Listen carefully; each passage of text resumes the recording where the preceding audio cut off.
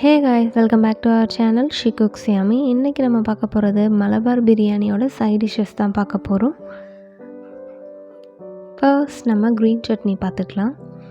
அதில் பூண்டு, பச்சை மிளகாய், புதினா, கொத்தமல்லி. புதினா எவ்வளோ எடுக்கிறீங்களோ அப்படியே டபுள் த குவான்டிட்டி கொத்தமல்லி எடுத்துக்கோங்க. தேங்காய் 2-4 டேபிள் ஸ்பூன் சேர்த்துக்கோங்க. லெமன் ஜூஸ், சால்ட் ஆட் பண்ணி தேவையான அளவு தண்ணி சேர்த்துக்கோங்க. சேர்த்து நல்லா கிரைண்ட் பண்ணிக்கலாம். இப்போ பார்த்திங்கன்னா ஒரு டேஸ்டியான க்ரீன் சட்னி ரெடி ஆயிடுச்சு.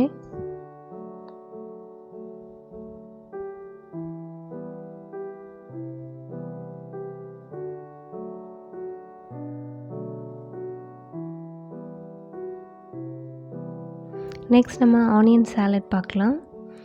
ஒரு ஆனியன், பெரிய ஆனியன் நல்லா தின்னாக ஸ்லைஸ் பண்ணி எடுத்துக்கோங்க. அது கூட கொரியாண்டர் லீஃப், சால்ட், கறி லீவ்ஸ் இந்த மாதிரி க்ரஷ் பண்ணி சேர்த்துக்கோங்க.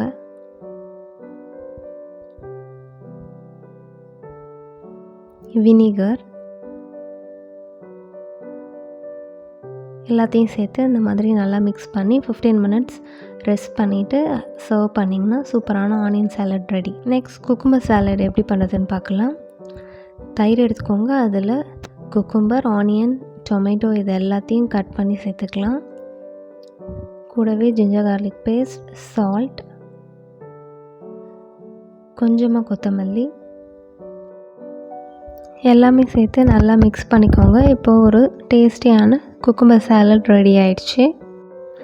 இந்த ரெசிபியை கேரளா பிரியாணியோட டேஸ்ட் பண்ணிவிட்டு எப்படி இருந்துச்சுன்னு எனக்கு கமெண்ட்ஸில் சொல்லுங்கள். உங்களை நெக்ஸ்ட் வீடியோவில் மீட் பண்ணுறேன். அது வரைக்கும் பாய்.